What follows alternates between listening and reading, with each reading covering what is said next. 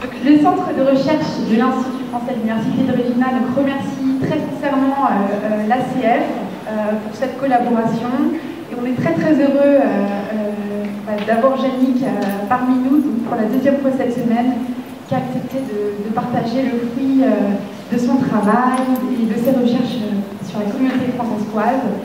Donc Yannick, beaucoup d'entre vous la connaissent. Donc, elle est d'ici, elle est de la Saskatchewan. Et donc elle a fait son doctorat en s'intéressant au système de gouvernance sur les communautés françaises et métisses. Aujourd'hui, elle est professeure adjointe en sciences politiques à l'Université de Brook. Le centre de recherche l'a subventionnée à 2 reprises pour ses projets de recherche, une fois en tant qu'étudiante et puis maintenant en tant que professeure pour son travail sur la communauté française. Donc maintenant, je vais passer le micro à Yannick pour sa présentation. Merci à tous en tout cas d'être restés ici.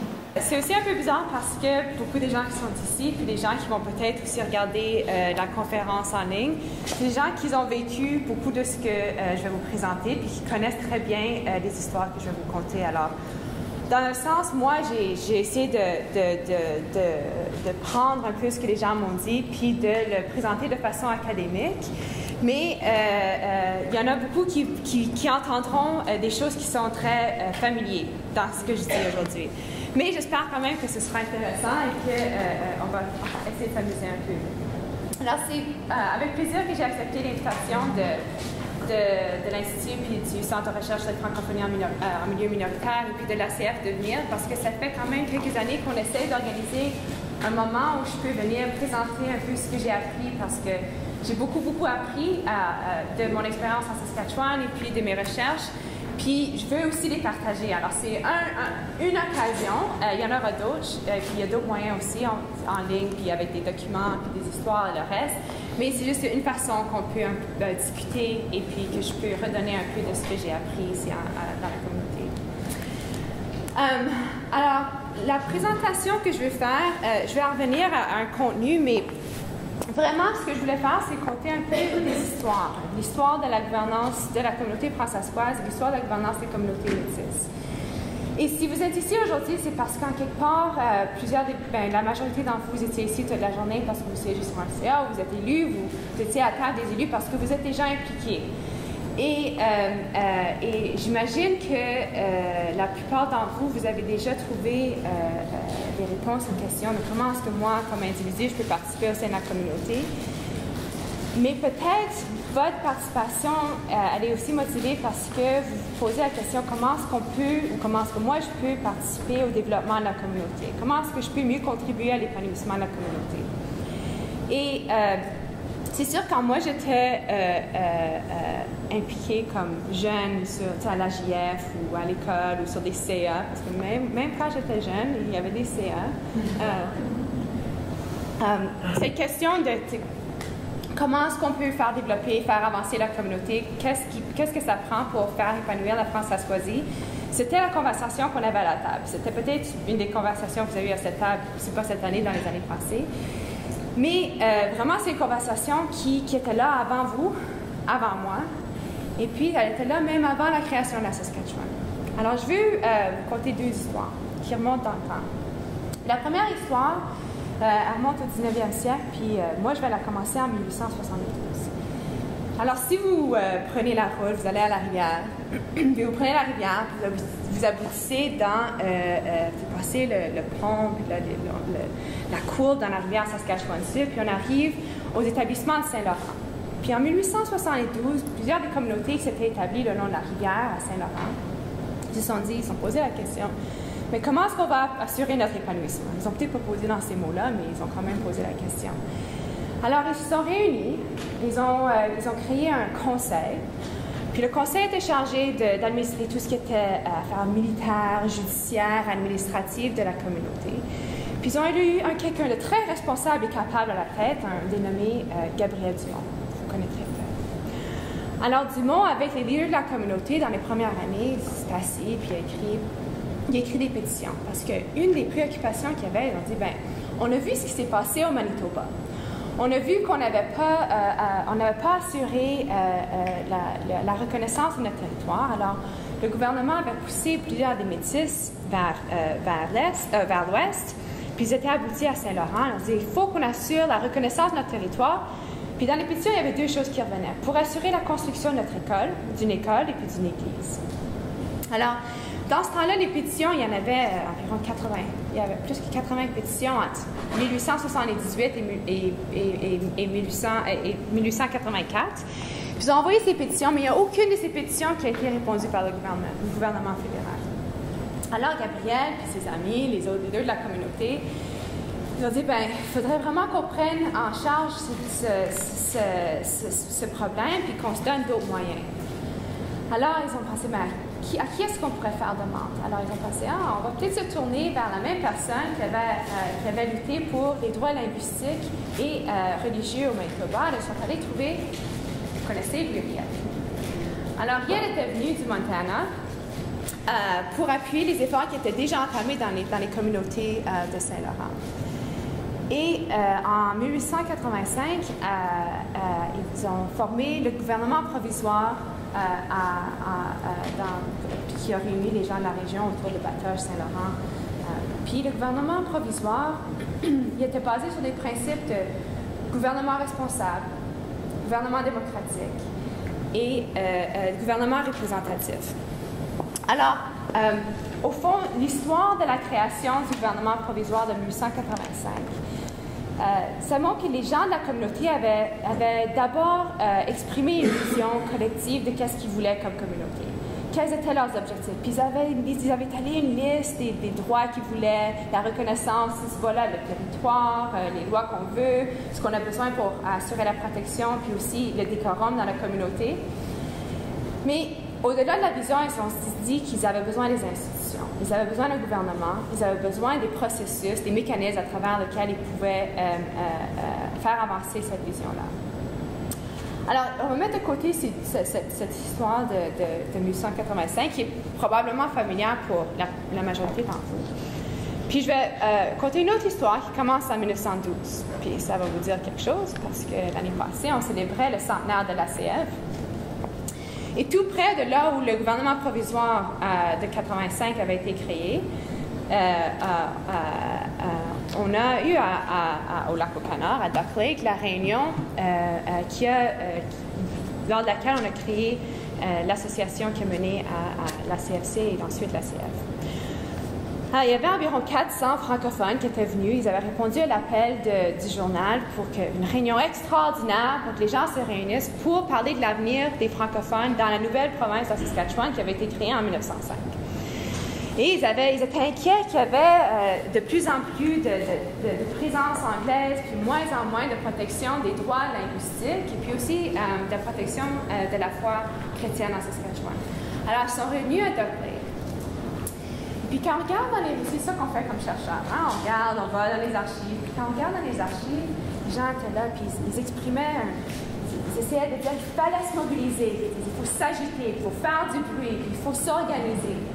Alors, ils ont, en 1912, vraiment exprimé ce désir collectif de s'organiser, de se donner les moyens pour poursuivre un projet politique différent. Mais au-delà de ça, ils se sont dit, ben, il faut aussi des institutions. Alors, en 1913, il y a eu la Société du parler français de la Saskatchewan qui a été créée, qui devient ensuite la CFC, qui devient ensuite, en 1999, la CF. Puis même dans la première année de son existence, en 1912-1913, il y avait 40 cercles locaux. Alors, quand on pense, il y avait quand même 40 communautés qui s'étaient organisées. Ils ont élu des gens, puis ils ont commencé à développer des programmes pour pouvoir appuyer les objectifs de la communauté. Alors, c'est deux histoires qui sont quand même deux histoires différentes. Ils se recoupent dans le sens où les deux histoires nous laissent avec deux constats qui pour moi, donnent un peu une perspective de ce que je vais vous dire aujourd'hui. Alors, dans un sens, les deux histoires démontrent le besoin d'avoir une vision politique commune parmi les citoyens. Mais au-delà de la vision, il y a aussi qu'il faut avoir des institutions par l'entremise duquel on peut donner vie à la vision. Il faut des cercles locaux, il faut des gouvernements représentatifs et démocratiques. Puis pour ceux ici dans la salle, ces deux constats-là sont vraiment évidents. Je sais que grandissant en Saskatchewan, passer une fin de semaine à la Maison du Bois, c'est sûr que l'idée de la mobilisation politique et d'avoir des institutions, c'est pas quelque chose qui est nouveau. Mais moi, j'ai vraiment commencé à penser à ces deux choses, ces deux constats-là de façon différente en tant qu'académique, ou dans mes recherches académiques. Parce que je me suis posé la question à savoir, c'est quoi la relation entre la vision politique et les institutions? Puis qu'est-ce qu'on fait quand il y a un écart entre ces deux visions-là? Alors, ce que j'avais proposé à l'ACF, puis à l'Institut, puis le CRSM de base, c'est de présenter un peu ce que moi j'ai appris dans le moment où, dans notre développement contemporain, ou dans notre réalité contemporaine, il y a eu le plus grand écart, ce qu'on constate, le plus grand écart entre la vision et puis les institutions de la communauté. Puis ce moment-là était dans les années 90. Alors ça, c'est un peu les objectifs. Tu sais, quand on est prof, les gens disent c'est vraiment bien d'avoir des objectifs parce que là, les gens, ils savent où tu t'en vas. Mais vraiment, c'est l'histoire de 90 à aujourd'hui que je vais vous conter aujourd'hui. La transformation qui a eu lieu à la fois dans la communauté francophone et ensuite aussi dans la communauté métisse. Alors, vous connaîtrez l'histoire des années 80 et 90 assez bien si vous avez été là dans le temps. Mais si on se rappelle du contexte des années 80, il y avait la reconnaissance des droits linguistiques, du bilinguisme, puis il y avait aussi la mobilisation des francophones vers les instances judiciaires pour faire respecter les droits d'éducation. Donc, il y avait cette mobilisation autour de la reconnaissance de la langue et puis du bilinguisme au Canada. Puis ça fait en sorte que le gouvernement a aussi commencé à libérer des fonds. Alors, la Saskatchewan devient la première province en 1988 à signer l'entente Canada-Communauté. Y en a-t-il ici qui ont signé l'entente Canada-Communauté? Oui. Qui a été l'entente Canada-Communauté en 88, qui avait 17 millions sur 5 ans pour le développement de la communauté. Mais là, finalement, pour pouvoir accéder à ces fonds, la communauté avait besoin de se réorganiser. Il fallait qu'on soit enregistré comme organisme à but non lucratif. Il fallait avoir chacun une constitution avec un conseil et qu'il y ait ces mécanismes en place pour qu'on puisse recevoir l'argent du gouvernement. Alors, la structure de la CFC, qui avait quand même beaucoup évolué depuis 1912, dans les années 80, on est passé de 25 organismes membres à 70 organismes membres. Alors, vraiment, ça a été une transformation qui a mené à ça. Puis vous ne pourrez probablement pas très bien voir, mais ça ne fait rien parce que c'est vraiment difficile à comprendre quand même. Alors, tu sais, quand on essaie de voir c'est quoi les liens entre les organismes, puis on fait vraiment les organigrammes, puis on met notre flipchart, puis on met les lignes, puis on dit ça se rallie comme ça, puis ça c'est la relation là. Mais la structure de la CFC, à un moment donné, était devenue vraiment complexe. Il y avait en général les régionaux puis les locaux, puis là il y avait à l'extérieur l'Assemblée générale où le membership était supposé d'encadrer les activités de la communauté. Puis je sais pas, il y a peut-être même quelqu'un dans la salle qui a mis en place cet organigramme. Je les remercie, mais quand même, c'est quand même pas quelque chose qui était c'est pas une structure très simple à comprendre. Processus où on est passé d'avoir des organismes qui émanaient d'abord du local puis ensuite du provincial à cette structure beaucoup plus complexe. Il y a eu quand même un changement dans le mandat de ces organismes. Alors, je vais surprendre personne en racontant que là, il y a eu, parmi les membres de la communauté, un questionnement à savoir, est-ce que ces organismes répondent vraiment aux besoins de la communauté? Parce que les fonds qui étaient mis là par le gouvernement, c'était largement des fonds pour livrer des services. Livrer des services qui étaient déterminés selon les objectifs de l'entente, qui étaient déterminés selon les objectifs que l'État avait établis. Alors, ça veut dire que les organismes ont quand même changé dans leurs caractéristiques. On est passé du bénévolat à avoir des emplois, c'est super, les gens se font payer pour ce qu'ils ne faisaient pas payer avant, mais ça veut aussi dire que ça change un peu la nature des organismes. On a aussi beaucoup plus de bureaucratisation des organismes, qui est bien parce que là, on a des procédures qui existent, puis on sait comment ça marche, mais on n'a pas nécessairement la capacité pour vraiment maintenir ces processus-là. Et là, les gens aussi ils sont impliqués à la fois comme élus, à la fois comme employés. Alors, il y a cette complexisation des structures de gouvernance. Puis à un moment donné, ça mène à un questionnement. Puis il y en a qui étaient peut-être là en 1995, quand il y a eu ce que moi j'appelle la crise de 95, et la dissolution du conseil administratif de la CFC. Puis je pense que c'est un moment important parce que c'est à partir de ce moment-là où on a commencé un nouveau processus de visionnement dans la communauté française. Il y a eu des consultations, on a parlé, puis on aime ça les consultations aussi, on les documents. Puis il y a beaucoup de noms qui apparaissent dans les archives. Plusieurs d'entre vous, vous êtes aux archives, hein? Vous allez à c'est procès verbal, consultation, Pontex. Voilà. Alors, il y a quand même eu un processus. Puis là, en 1997, à Moose Jaw, en février, aux États généraux, on a articulé une nouvelle vision. Puis la nouvelle vision, je vais la lire parce que je pense que c'est important, parce qu'elle a vraiment elle a influencé ce qui est venu par après. Alors, la France Asquasie s'engage à éliminer l'assimilation en assumant le mandat de créer une gouvernance démocratique et efficace, de se doter d'organismes et d'institutions pour répondre aux besoins de la collectivité, d'implanter les buts stratégiques et les plans d'action annuels de la collectivité pour atteindre 0 degré d'assimilation et d'obtenir la pleine application de nos droits constitutionnels. Il y en a pas mal qui ont écrit ça, c'est pas nouveau pour certains dans ça. Mais cette vision-là, c'est la vision autour de laquelle les discussions ont porté pour mener à la structure de la CF. Alors, la crise qui s'était passée, ou la façon que je la décris, au moins de façon j'essaie de la décrire, c'est de dire que les membres de la communauté, ils étaient confrontés à avoir deux visions. Une vision, c'était que la communauté françaiscoise était une agglomération d'organismes qui livraient des services qui étaient importants pour le développement de la communauté. L'autre vision, c'était que la communauté françaiscoise est une entité politique, sociale, culturelle, avec des buts politiques et des droits à faire protéger. Puis ça, c'était deux visions très différentes. Alors, la consultation qui a mené à cette vision-là, c'était pour dire que ce que les citoyens avaient dit dans les consultations, puis ce que les citoyens ont dit qu'ils étaient prêts à appuyer, c'était une compréhension de la communauté comme entité politique, sociale, culturelle, avec des buts objectifs communs, puis une vision politique commune. Et dans le processus-là, c'est que les citoyens sont redevenus au centre de cette vision-là. Alors, la CF, dans sa construction, puis vous connaissez bien la structure, puis ça c'est encore, je sais pas exactement comment l'expliquer, vous la connaîtrez mieux de façon juste à la vivre que de la voir sur papier. Mais l'idée, c'était que l'ACF, il y aurait un suffrage universel, que les citoyens allaient élire des députés. Et puis, on utilisait dans le langage, dans les années 90, on a peut-être un peu oublié, que ce serait un gouvernement françaiscois. Les gens ont dit qu'ils voulaient un gouvernement françaiscois et non pas une agglomération d'organismes. Maintenant, on s'est peut-être éloigné de ça un peu, mais quand même, c'était ce qu'on retrouve dans les recherches, dans les procès-verbaux.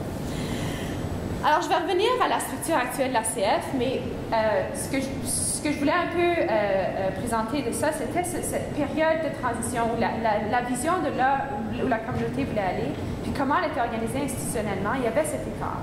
Puis là, pour un peu ramener les deux bords un peu plus près l'un de l'autre, on s'est dit, il faut avoir une nouvelle vision, puis là, ça a encore changé les institutions, puis là, on va s'en aller dans la même direction.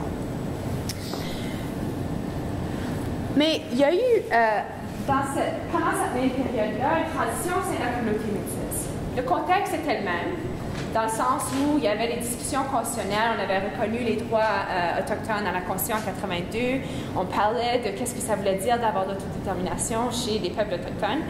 Puis soudainement, le gouvernement aussi a commencé à financer des services à la fois pour différents groupes autochtones, mais entre autres, les métis ont pu avoir accès à ces fonds. Mais ils ont eu accès à ces fonds pour la livraison des services. C'était entièrement déterminé par des besoins socio-économiques de livraison de services. Mais il y a quelque chose d'un peu différent aussi qui s'est passé dans cette période-là chez les métis, parce que les métis, ils avaient aussi renouvelé leur vision d'avoir une autonomie politique.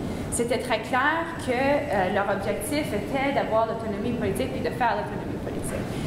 Mais ils étaient organisés avec des organismes qui livraient des services pour l'abri, l'abus, pour les développements éducatifs. Alors, c'était tous des services. Et ceux qui se connaissent peut-être mieux en droit ou ceux qui ont dû incorporer des organismes francophones savent que pour être organisme, pour recevoir l'argent du gouvernement, il faut être enregistré sur la loi, soit provinciale ou fédérale.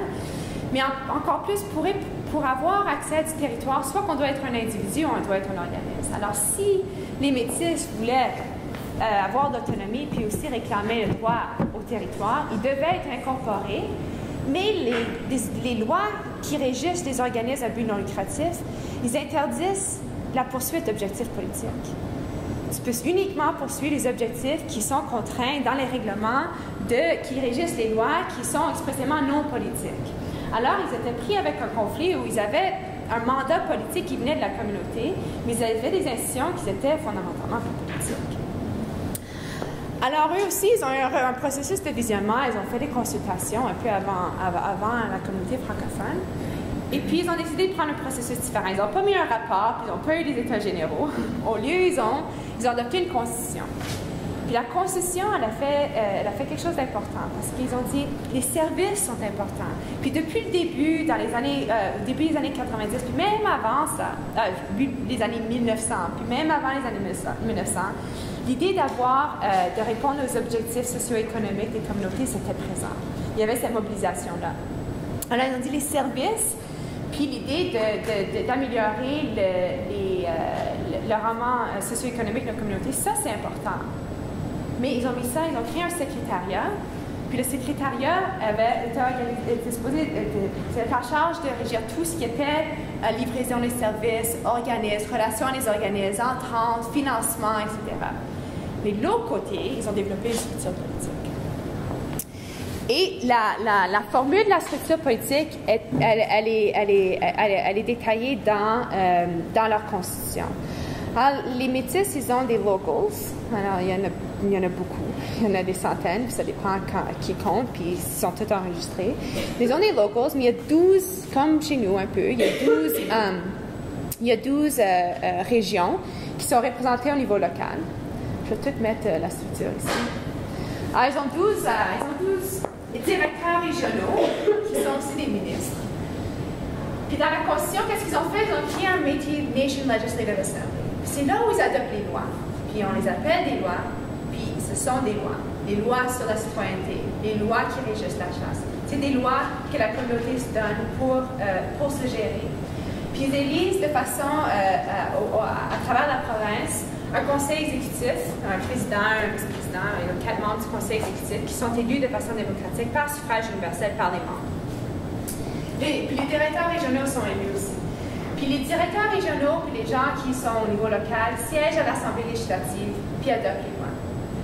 Et toutes les activités du conseil exécutif, de l'Assemblée législative, puis des locals sont supervisées, on pourrait dire, par un Sénat qui est composé de ce qu'on appelait dans le temps des vieux, mais maintenant on utilise les aînés ou les elders, mais c'est un conseil de elders qui sont représentatifs des 12 régions.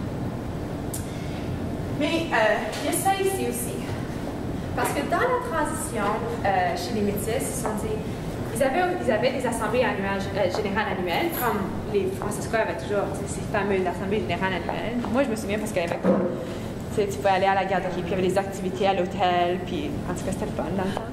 Mais eux autres ici, ils avaient des assemblées générales annuelles. Puis, c'est une tradition qui remonte à la chasse des bisons, où chaque fois qu'il y avait une chasse, 2 fois par année, ils se réunissaient, et de façon, tout le monde devait approuver toutes les lois. Chaque fois, les lois qui allaient régir pour la durée de la chasse, ils étaient adoptés par la communauté, puis ils élissaient de façon démocratique quelqu'un pour superviser la chasse, pour faire sûr que les lois étaient respectées pour la durée de cette chasse. Puis, prochaine chasse, même chose, tout le monde se réunissait. Alors, l'idée qu'il y aurait une assemblée annuelle, ou une assemblée générale plutôt, où tout devait être approuvé par le membership, cette idée-là, ils n'allaient pas l'abandonner. Alors, elle est restée. Alors, toutes les activités de l'Assemblée législative, toutes toutes les lois qui sont passées, tout ce qui est fait, doit être approuvé par le membership général. Alors, c'est quelque chose qui est quand même différent de ce que la structure des citoyens, des François, mais vraiment, la structure qui est ici, comme la structure de la CF, au fond, ce qu'elle essayait de faire, c'est de garder la voix des citoyens, que les citoyens restent impliqués dans le processus de visionnement et puis dans le processus décisionnel. Alors, c'est deux structures qui sont entièrement différentes, mais qui veulent en quelque part garder l'idée que les citoyens sont au cœur de la gouvernance de la communauté, que les citoyens sont ceux qui donnent le mandat et aussi qui participent au développement de la communauté. De visionnement, puis on peut se donner des structures, mais en quelque part, on a quand même des défis. Puis il y en a beaucoup. Et mon objectif, c'est pas de dire que la structure de l'ACF est meilleure ou la structure du MNS est meilleure ou que, tu sais, on devrait copier l'une de l'autre. C'est vraiment de dire, OK, bien, si on a des objectifs, on se donne des objectifs, il y a différentes façons qu'on peut les rejoindre. Puis à l'intérieur de chaque structure, on a eu des défis. Moi, j'en ai choisi 3. Puis je vais juste parler brièvement de ces 3 défis-là. Mais c'est des défis qui existent dans les deux structures. Alors, il y a l'idée d'avoir de la participation citoyenne. On se plaint souvent, les gens ne participent pas aux élections, les gens ne veulent pas se présenter aux élections, les gens ne veulent pas être sur le CA. C'est difficile de trouver du monde de participer. Puis ça, c'est vrai tant dans la communauté française que dans la communauté métisse. Pour garder l'idée de la participation citoyenne, dans la structure de la CF, c'est vraiment à travers les élections. Chez les Métis, ils ont aussi adopté les élections, suffrage universel, mais ils ont aussi gardé l'AGA comme mécanisme à partir duquel les citoyens peuvent participer. Mais si l'idée, c'est qu'on veut que les citoyens participent à la gouvernance, si on veut rester à ce principe de participation citoyenne, bien là, la question devient qu'est-ce qu'on peut faire pour que ça soit encore le cas. Est-ce que ça prend des mécanismes à l'intérieur de la structure ou à l'extérieur de la structure? Alors, on pourrait dire, est-ce que le processus de visionnement doit se faire dans le cadre d'une AGA, comme l'MNS a essayé de faire? Ou est-ce que ça peut être dans le cadre, par exemple, du rendez-vous français? Est-ce que ça peut être dans le cadre des 5 à 7 ou dans d'autres forums? L'autre question que ça porte, c'est qu'est-ce qu'on peut faire pour maximiser la participation au sein de la structure puis à l'extérieur de la structure. Alors, les Métis ont eu quelques réflexions là-dessus, puis ils se sont dit, bien, si on veut que les gens y votent puis que les gens se présentent, on a besoin de savoir c'est qui le membership. Alors, ils ont adopté des critères très clairs de qui fait partie de la communauté métisse, qui peut participer aux élections, par exemple. Puis, ils ont commencé à développer un registre. Il y a plein de raisons pour lesquelles ils développent des registres, mais en partie pour pouvoir avoir la participation au sein de cette structure-là.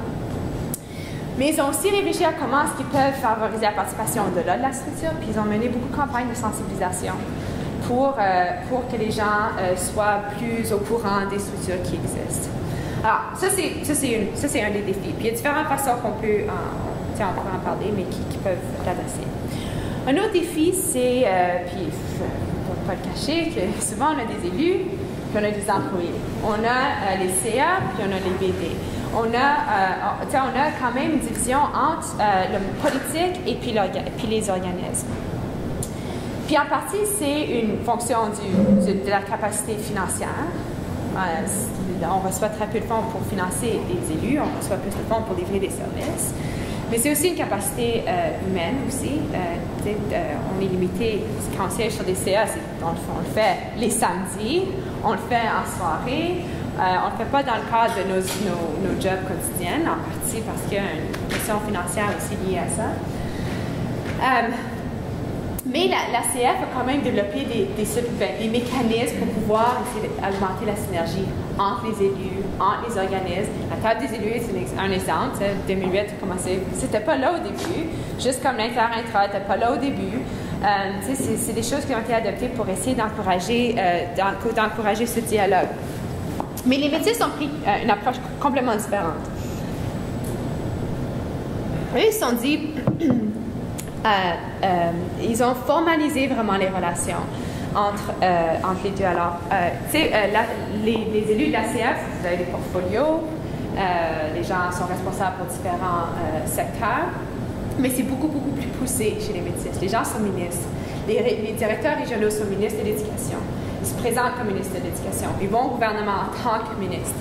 Ils siègent sur les organismes en tant que ministres. Alors, par exemple, le Gabriel Dumont Institute, leur bureau de direction, il y a toutes les régions du MNS représentées sur leur bureau de direction, puis le président du bureau de direction, c'est le ministre de l'Éducation métis. Alors, ils ont vraiment formalisé la présence du politique dans les organismes. C'est pas partout, puis c'est problématique de d'autres façons, mais c'était une façon qu'ils se sont dit, si on va avoir ce processus de visionnement, si on va se donner des lois, en quelque part, si on veut agir comme gouvernement, il faut qu'on ait des relations formelles avec les organismes. Alors, c'est devenu beaucoup plus formalisé.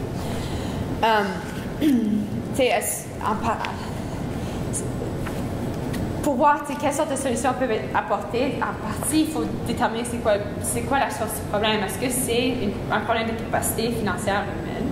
Est-ce que c'est un problème de processus? On n'a pas les mécanismes en place pour se parler, pour se partager les ressources, pour se partager l'information?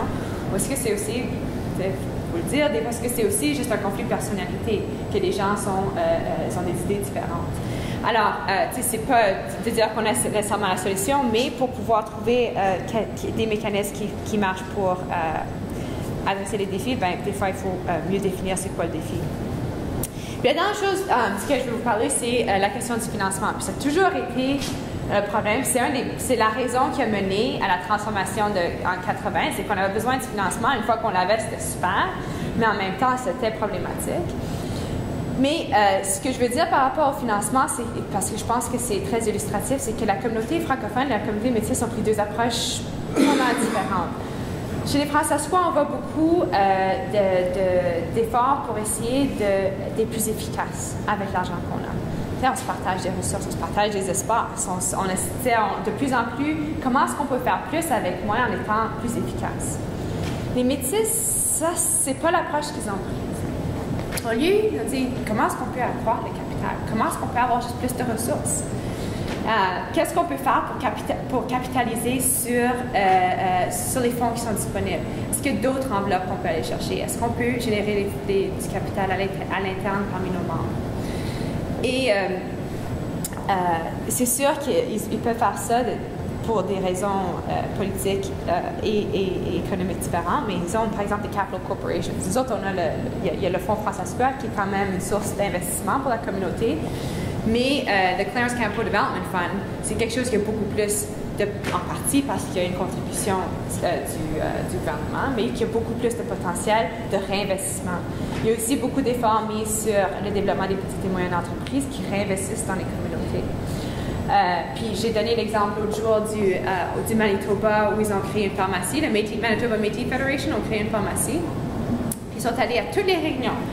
C'est des réunions comme le rendez-vous François Squad. Toutes les écoles, chaque fois qu'ils faisaient une présentation, ils disaient hey, toi, tu dépenses de l'argent, tu achètes des vitamines. Toi, tu vas t'acheter un tensor, tu vas t'acheter des béquilles ou tu dépenses de l'argent dans les pharmacies. Va dépenser ton argent à la pharmacie métisse. Tout l'argent qui est dépensé dans cette pharmacie-là est réinvesti. Puis on est passé à l'assemblée, à la réunion annuelle du MMF. Le président a dit on a finalement des fonds, on va commencer à couvrir des services pour les aînés, on va commencer à penser à couvrir les lunettes, et puis des services médicaux, puis agir comme un gouvernement parce qu'ils ont utilisé la force d'achat des membres pour pouvoir capitaliser là-dessus. Alors c'est quelque chose de différent, c'est une façon de faire. Je le mets sur la table juste pour à titre d'idée. Puis c'est sûr que quand on parle de financement, il y a les médias, il y a le long terme, des fois il y a la capacité, les métis ont quand même eu plus de ressources pour pouvoir faire des gros investissements de capital avec l'aide du gouvernement. Alors la réalité est un peu différente, mais l'objectif est le même, de savoir si on veut développer les institutions puis vraiment faire avancer les dossiers, est-ce qu'on peut se donner une autonomie économique un peu plus large. Alors ça c'est certains des défis. C'est sûr que les structures de gouvernance, à la fois chez les François et les Métis, ils continuent à avoir des défis, mais ils sont vraiment en mouvement. Et les institutions vont jamais répondre parfaitement aux besoins de la communauté. Mais l'objectif, je pense, de ce que je peux constater, c'est que l'objectif, c'est que les institutions répondent à la vision. Et si la vision de la communauté est encore celle où il y a un mandat politique, social et culturel et qu'il y a une vision commune des objectifs politiques, en quelque part, les institutions doivent répondre à ça.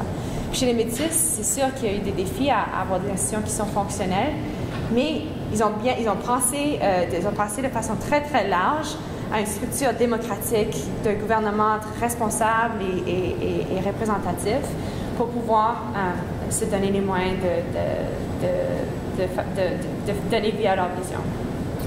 Alors, je ne sais pas si la vision est encore la bonne ou les institutions ont évolué puis de façon suffisante, mais l'histoire de vouloir assurer l'épanouissement de la communauté qui était là dans les années 1800, qui était là dans les années 1900, qui était là dans les années 80, puis qui sont encore là aujourd'hui. Cette histoire-là, elle n'est pas finie. Alors, moi, j'essaie un peu de donner un clin d'œil historique sur qu'est-ce qui s'est passé pour qu'on puisse comprendre. Tu sais, quand on regarde nos institutions puis on se plaint que ça ne participe pas, ça ne marche pas, il y a des choses qui vont moins bien, il y a quand même beaucoup de choses qui ont évolué pour pouvoir donner vie à cette vision politique. Puis, il y a des raisons pour lesquelles on a mis les citoyens au centre de ces structures-là. Si ça marche pas, c'est un peu la question au débat. Puis, qu'est-ce qu'on peut faire pour que ça marche mieux? Puis, qu'est-ce qu'on peut apprendre en regardant ailleurs? C'est un peu ce que j'essaie de faire. Alors, c'est ce que j'avais à vous dire, mais si vous avez des questions ou juste des commentaires, je vous laisse la parole.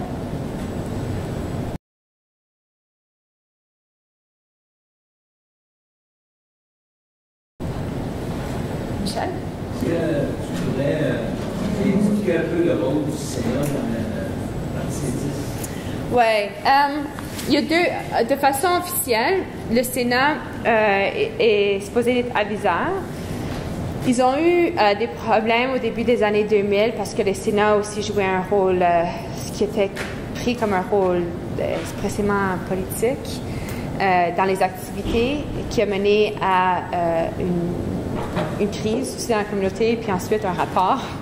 Ça, c'est familier comme processus dans les deux communautés. Et maintenant, le Sénat joue un rôle aviseur. Alors, c'est pas un rôle de décision. C'était devenu un rôle de décision au début des années 2000, mais là, c'est vraiment un rôle aviseur. Je ne sais pas si le conseil exécutif les utilise. Si jamais il y avait, par exemple, des gens qui étaient... Par exemple, si tu fais ta chasse, le Métis Nation Legislative Assembly, ils ont des lois qui régissent la chasse, puis tu as un membership, tu chasses selon les règles de la communauté. Si tu es en contravention des règles de la communauté, c'est le Sénat qui est aussi le judiciaire. Alors, tu fais appel au Sénat. Si tu contreviens aux lois, puis on enlève ton membership, c'est le Sénat qui gère ça. Alors, c'est avisant, puis c'est judiciaire dans la structure. On ne l'a pas encore utilisé dans cette situation de cette façon, mais c'est conçu pour pouvoir faire ça. Parce qu'une des raisons que ce n'est pas utilisé comme ça, c'est qu'ils n'ont pas la capacité de faire la police de leur propre loi. Mais s'ils avaient, puis il y aurait là, ça serait le Sénat. Ouais. Michel? Merci beaucoup, premièrement, de la présentation. Deuxième question que j'ai pour toi, c'est dans le travail que tu as fait pour étudier les deux modes de gouvernance. Je présume que tu as développé ça m'a fait un document où j'ai étoffé cette information. Est-ce qu'on peut avoir accès à cette information? Oui, ça s'en vient. En fait, ouais, il y a un document qui décrit vraiment c'est quoi la mobilisation politique qui s'est faite au sein de la communauté françaiscoise.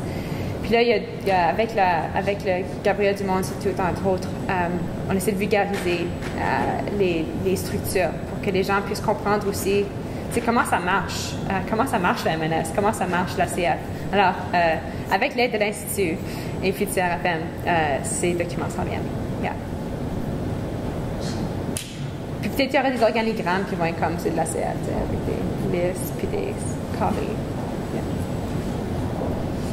Une autre question, Fabien, dans la recherche que tu as faite, moment donné, je pense que j'avais accès à ça, mais à la table des élus, même, plutôt vers le début des travaux de la table, on avait présenté des scénarios de gouvernance différents pour la communauté française qui n'ont pas tellement réussi, disons.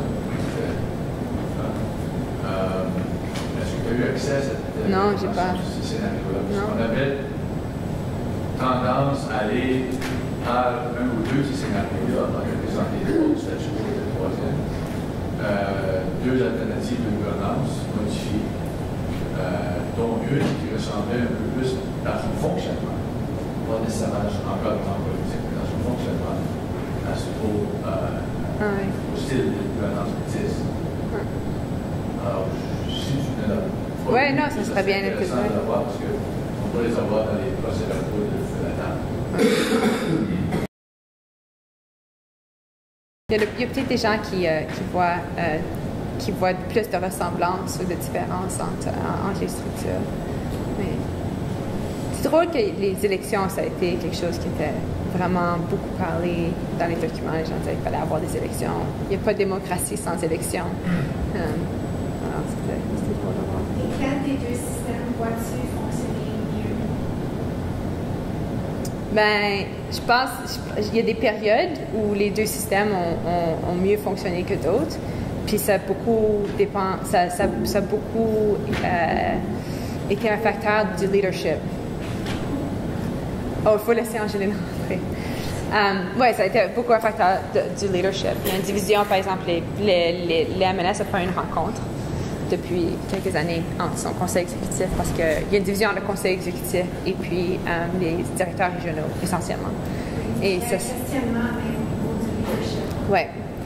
Alors, je pense que la réponse courte, c'est de dire que quand il y a un leadership fort en place, qui est une théorie de la science politique qui est très fonctionnelle, c'est quand il y a du bon leadership en place, les déficiences et structures sont moins notées. Mais quand il y a moins de leadership en place, quand il y a plus de compétition de leadership dans la communauté, les déficiences Je présume que c'est le leadership au niveau de tous les élus. Oui. Pas seulement la présidence. Oui, c'est ça. Oui, le leadership en général de la communauté, tant au niveau des locals, tant au niveau des directeurs régionaux, tant au niveau de la présidence. Oui, que ça a été des chevauchements là-dessus. Avec les problèmes de leadership qu'ils ont eu les dernières années avec les politistes, est-ce que leur capacité a été diminuée? Ben, dans le sens où la capacité vient en grande partie du financement de l'État, puis que l'État a arrêté de financer en raison des crises internes, oui, la capacité a été limitée. Puis beaucoup de gens disent, quand moi je parle aux gens dans les communautés, ils disent, ben moi je suis moins intéressée à participer parce que il y a des conflits politiques. Et pourquoi est-ce que je participerais à un système où, tu sais, je me vois pas là-dedans. Moi, je veux juste vivre ma vie. Je veux avoir accès à mes services. Je veux avoir accès à des choses. Alors ça a certainement eu aussi un effet sur la capacité de rejoindre la population plus générale. Mais en même temps, ils ont quand même fait beaucoup de progrès sur d'autres dossiers. Ils ont eu des développements importants et significatifs. Les institutions, ça c'est l'aspect que je trouve intéressant, qu'ils ont quand même eu cette capacité de développer des institutions assez fortes, oui. mais au niveau corporatif, financière, éducative, institutionnelle. Oui, l'infrastructure est là. L'infrastructure a été appuyée en partie en étant éloigné du politique, mais au fur et à mesure que ça accroît en capacité, là, ils ont l'infrastructure, des choses comme, comme même GDI, le Gabriel Dumont Institute, se disent, en quelque part, on veut avoir un lien avec le politique. Parce que même si on peut fleurir un peu en développant des structures et des institutions, pour être légitime, on a besoin d'une connexion à quelque part. Et c'est pour ça qu'ils sont tournés vers le... Puis, je pense que les gens essaient de dire, quand la structure politique est plus stable, on veut être partenaire. Mais ça n'a pas été stable dans les dernières années. Oui? Est-ce que tu as eu la chance dans tes recherches, ou tu as fait une comparaison des profils des leaders? Non, j'ai pas fait ça. Mais non, mais ce serait intéressant de voir. Une des choses qui m'a toujours motivée, c'est que, tu sais, il y avait ces personnes dans les années, puis tu sais, il y en avait dans la communauté française aussi, mais dans la communauté métisse, c'est des gens qui, dans les années 80, sont sortis et se sont dit, ah, tu sais, on a cette vision super intense de où on s'en va. Et, tu sais, de penser qu'on peut aller tu sais, on a quelques organismes qui ont des garderies, puis qui livrent quelques affaires comme, on va donner un gouvernement. C'était gros, ça. Mais les gens, ils croyaient. Et ils étaient vraiment pris dans cette vision-là. Puis dans la communauté française aussi, les gens, tu sais, quand on dit on va avoir la CF, c'était un gros processus de visionnement. Alors, je pense que ça, c'est une grosse partie de l'histoire. C'est qui était à la table. C'était appuyé par les autres, mais c'est qui a articulé ces visions-là. Julie, qu'est-ce que ça veut dire que dans la recherche que tu as faite, tu as remarqué qu'il y a moins d'intérêt dans les communautés pour le parti politique? Est-ce que ça diminue l'intérêt des impliqués? Est-ce que tu remarques ça? Ben, ce que les gens ont dit, à qui j'ai parlé, c'est que les gens sont moins prêts à se présenter pour des postes où le temps est gaspillé et la vision n'est pas en place. Alors, si les institutions étaient toutes fonctionnelles, ils seraient plus prêts. Ils disent, ben oui, si ça marchait mieux, je serais prêt à participer. Mais en même temps, les gens, presque tout le monde, reconnaissait l'importance d'avoir une participation. Alors, en même temps que les gens sont très critiques des structures, ils les considèrent très importantes. Alors, c'est un peu les gens continuent à participer, même si c'est pas nécessairement parfait. Parce qu'il y a personne qui essaie de faire une alternative à ce point-ci. Par exemple, en Colombie-Britannique, leur structure métisse provinciale, là, il y a une structure qui fait compétition. Ils ont dit, on ne veut plus ce leadership-là, on va développer nos structures alternatives. Ça, on n'a pas vu en Saskatchewan, dans la communauté métisse ou la communauté francophone. Qui veut dire que les gens pensent encore qu'à quelque part, les institutions sont là et sont représentatives quand même de certaines choses. Je dirais qu'on est en réflexion ici en Saskatchewan au niveau de la structure. Je pense pas qu'on remet en question les mécanismes de gouvernance en ce moment. Et je pense qu'il y a une réflexion qui se généralise en termes de pertinence de la gouvernance en certaines mesures et aussi de comment est-ce que les institutions qu'on s'est données sont rattachées à cette gouvernance-là. Parce que oui, on a dit qu'on se donne un gouvernement, mais nos institutions ont de la difficulté. Notre Institut français, même au niveau de l'éducation française, c'est fragilisé au fil des années.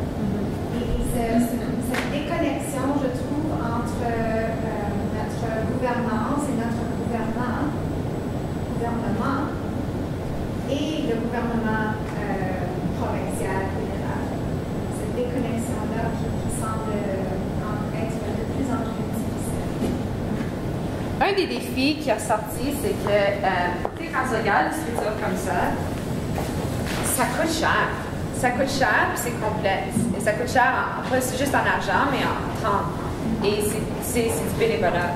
Alors, tu sais, quand on pense à ce processus de visionnement, puis ces grosses idées, une des choses que moi j'ai aussi fait de la recherche avec les communautés de Premières Nations à Saskatchewan, puis c'était là aussi, c'est comme le foil, okay? C'est celle qui n'a pas marché dans le développement d'une structure provinciale. Mais ils ont dit, il y avait tellement une grosse vision, mais il y avait c'est pas quelque chose de durable tant qu'il n'y a pas un élément financier pour pouvoir appuyer ça. Parce que ces structures-là, fondamentalement, prennent leur argent d'ailleurs. Alors, s'il n'y a pas cette indépendance économique, ça devient difficile d'avoir des structures qui sont aussi complexes. Même si c'est peut-être des structures les plus démocratiques, vous voulez mettre tous les mécanismes en place, mais ça prend du monde pour faire sûr que ces relations sont là et puis que les gens sont en place. Et puis ça prend des ressources pour que les gens viennent à des rencontres à Saskatoon, de Regina, puis de Pontex, puis de Bellegarde. Ça c'est pas tenu en compte dans la vision. Ça, c'est un problème qui vient par après. C'est sûr, c'est problématique. Ça fait 2 fois que je chantais. Ouais. Hier, aujourd'hui. Puis ça m'amenait une réflexion, surtout à partir d'une phrase que tu as dit tout à l'heure, où on dit que les institutions devraient répondre à la vision. Je dois t'avouer que ça faisait un bon bout de temps que je n'avais pas vu la vision de 97 des États généraux de Mouja. Et je me demande actuellement dans la communauté combien de personnes se souviennent de cette vision-là et qui l'ont vu récemment, cette vision-là. Je pense qu'on s'en souvient vaguement. Je me dis que ça m'a rafraîchi la mémoire là-dessus. Je me dis, l'autre chose que je me dis, on a défis de toute sorte. Un des défis que je peux voir, c'est que nos institutions, et que je mets aussi en termes d'organisme, est-ce qu'ils répondent vraiment à cette vision-là actuellement? Oui, c'est vrai, on s'est donné un plan, on s'est donné plusieurs plans de développement global, on en a un 10 ans actuellement. J'ai comme l'impression, parce que c'est la question que je me pose dans ma tête, c'est qu'on y répond peut-être partiellement, individuellement, mais collectivement, en convergent, je n'ai pas cette impression-là encore. Oui, il y a ça. Je ne dis pas qu'on est complètement dans le champ de table. Il y a un certain travail qui se fait, mais j'ai l'impression qu'on a encore à cause de mon chemin avant de dire, mais c'est juste une réflexion qui me passe en ce qu'elle dit. Moi, juste pour un peu appuyer ce qu'on entend, ce que tu dis, on a toujours été porté à faire nos demandes selon les critères des programmes du gouvernement et non les critères des besoins de notre communauté. Parce qu'on est un peu entre un rock and hard place, comme on dit, entre deux impasses. On veut répondre à nos besoins, mais le gouvernement est pas prêt à donner l'argent pour les besoins qu'on a. Donc, c'est là où est-ce que le taux de financement, de trouver des sources pour sécuriser un certain capital. On en parle de plus en plus dans la communauté avec le financement, la situation de financement et autres. Mais je pense que là, il faut trouver comment on peut mettre l'action en marche de cette collectivité ou de ce rassemblement de fonds capital pour pouvoir répondre à notre on se dépend beaucoup du gouvernement, puis ça, on le dit. On paye des taxes, on paye un gros pourcentage c'est parce qu'on a la majorité du monde sont binaires, on est banquiers, puis on en paye des taxes. Ça fait qu'on a droit à ces taxes-là, on a droit à cet argent-là, il ne faut pas arrêter d'en chercher. Mais comme tu dis, j'aimerais voir qu'on soit plus autofinancé, ça dépend là. Le problème avec le retour des taxes, c'est que le gouvernement dicte la façon qu'il va retourner les taxes. Alors, c'est pas vraiment pour répondre aux besoins. Non. Alors, on est en train de mouler toutes nos demandes, tous nos projets pour répondre aux critères de ce programme et non pour répondre aux besoins. Par contre, ce qu'on fait, c'est que chaque fois qu'on fait une demande de subvention, si je me rappelle bien, ça dit à quel impact ça se rattache. Et c'est ça, je crois, où il y a des liens qui se font pas. Parce que chaque fois qu'on décrit nos programmations et les actions qu'on va faire, ça dit à quel impact du développement global est-ce que ça se rattache. Ça, c'est ma première remarque. La deuxième, c'est quand on parle de la convergence des actions, justement, des organismes. Il y a deux processus qu'on a mis en place. Et de fait, ce que j'entends dire, moi, puis je suis relativement nouvelle dans la structure, que j'ai toujours été jamais loin, mais pour comprendre l'intérieur, comprendre vraiment tout, je je suis en train de... On fait mes 2 ans à la CA, quand je commence à comprendre certains trucs.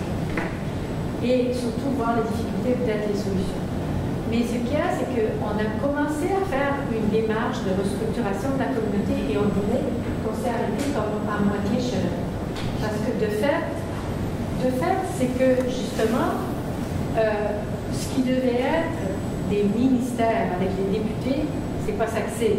C'est des liaisons avec des organismes provinciaux qui veulent garder leur autonomie, leur indépendance, leur droit à l'autogestion, etc. Alors, donc, il y a cette partie-là qui est faite et faire ce lien entre les organismes provinciaux, certains organismes provinciaux, c'est très difficile, ça c'est un.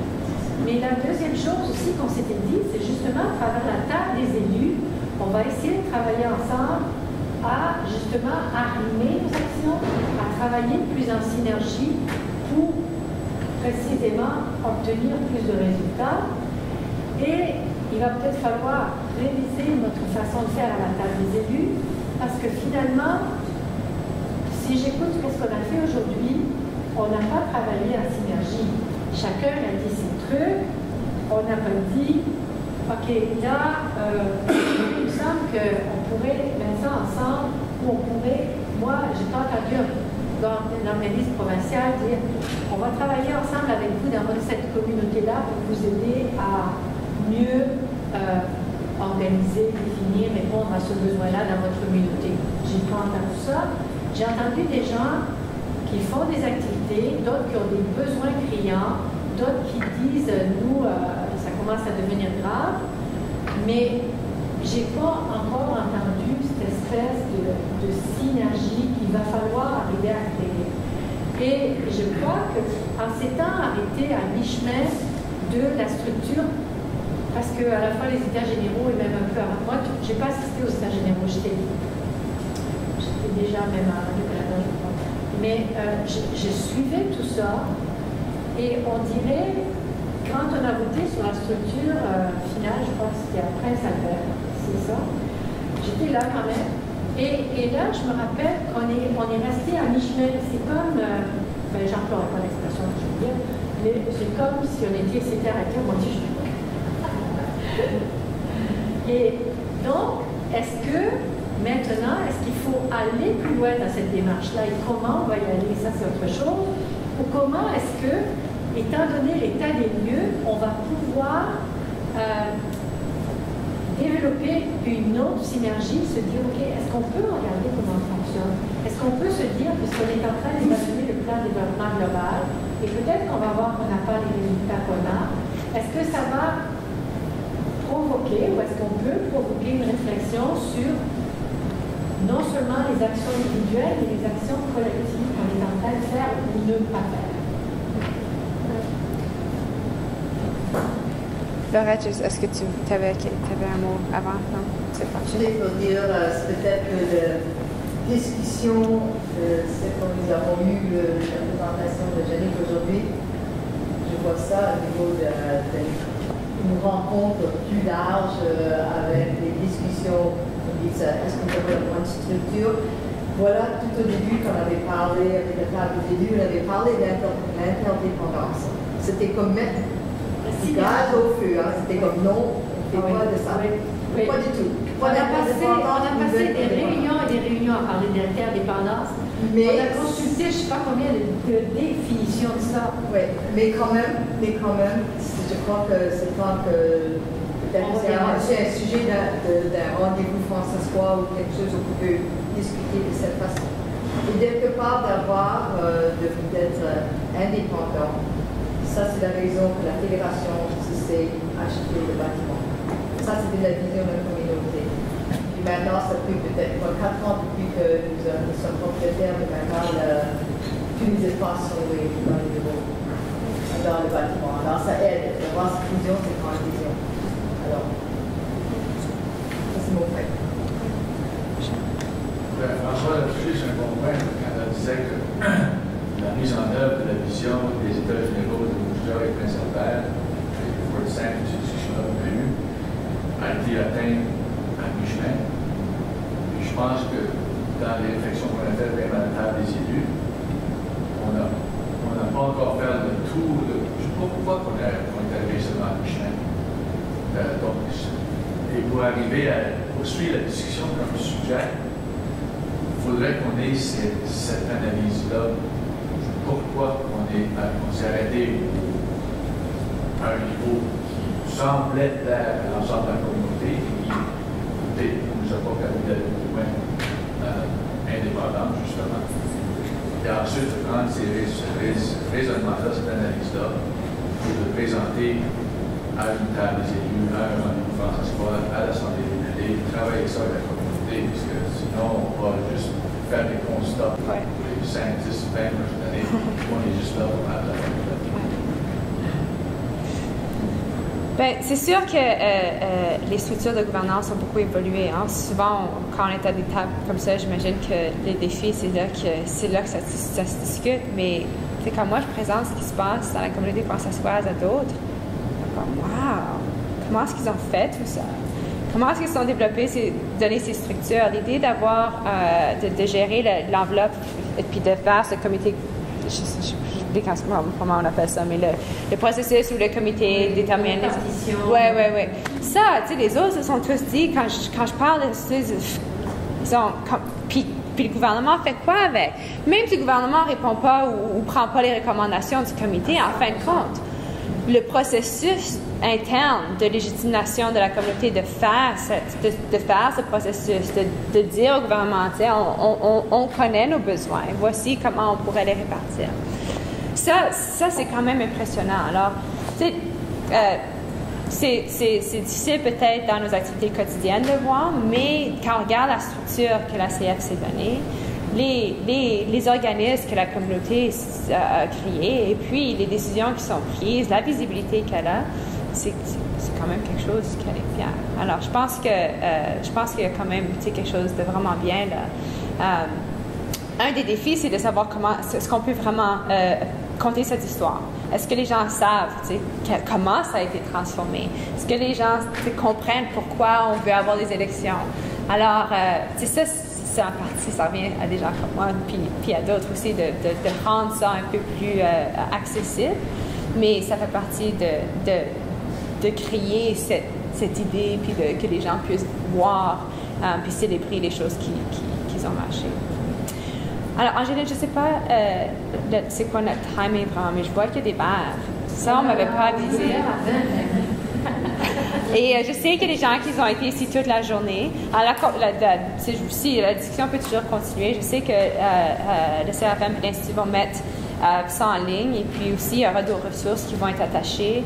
Puis, il y aura des ressources. Puis, je suis toujours prête aussi à en discuter avec les gens et puis de fournir plus d'informations. En fond, j'ai collectionné beaucoup d'entrevues avec des gens qui sont ici, puis d'autres. Puis, l'intention, c'est que ces choses-là soient ensuite disponibles à la communauté. Parce que on est à un moment de collectionner pour créer une mémoire collective, parce qu'il y a des choses qui sont passées, puis avant qu'il soit trop tard, il faut un peu pour prendre note de ce qui a été fait. Alors, je ne sais pas s'il y a d'autres choses que tu as ajoutées, mais... Je pense que tu as dit sur les détails, justement, la mise en ligne prochaine des vidéos, et bien sûr, il faut savoir, c'est vraiment des outils qu'on peut partager avec tout le monde à la communauté. Je voudrais aussi signaler la présence d'Annette Labelle et de Cindy à Pontex. Alors, je crois qu'elle m'ont dit qu'elle n'avait pas de questions, mais voilà, elle nous beaucoup en tout cas. Puis merci d'être resté, parce que je sais que ça a été une longue journée, mais j'apprécie que vous soyez là. Merci à toi.